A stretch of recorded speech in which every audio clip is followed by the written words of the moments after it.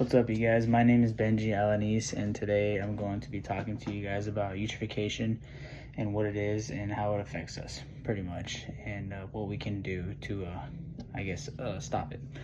Right. So eutrophication is basically when things like fertilizers or waste get into our water, and it comes from stuff like sewage or like from farms or just stuff like that.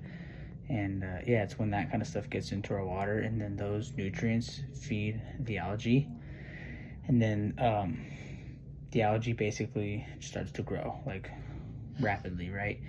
And then eventually the algae will die, and then it sinks and it breaks down, and then they use up like all the oxygen that's in the water, and then that place basically becomes impossible for fish or any other animals to live there, and we call that the dead zone, right?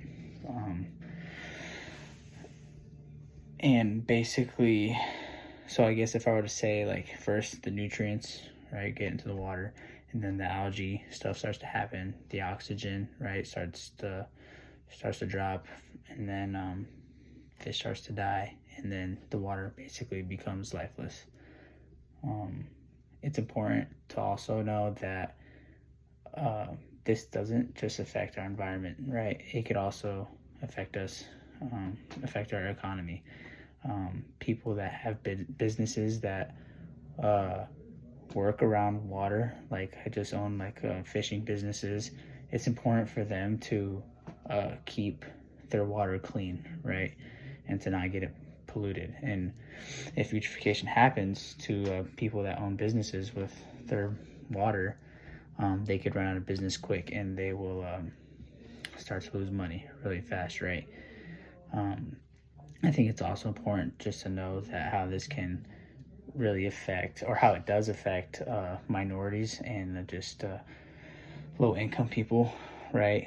These people don't have the money or just stuff like that to help fight back against it.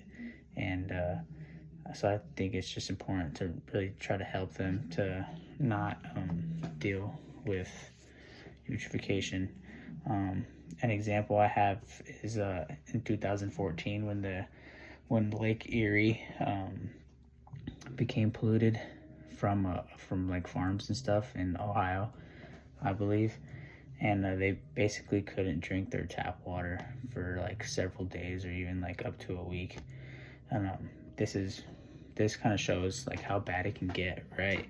It can become real bad. I think we just need to start to do better, become more aware of it. And an idea that I have is to just start a campaign and put flyers out of when we can come together as a community to help clean on certain days, and give it a name or something, and just try to get people involved in caring more about eutrophication, and just to know how bad it can get, right? Eutrophication is bad, but it's also something that we can fix.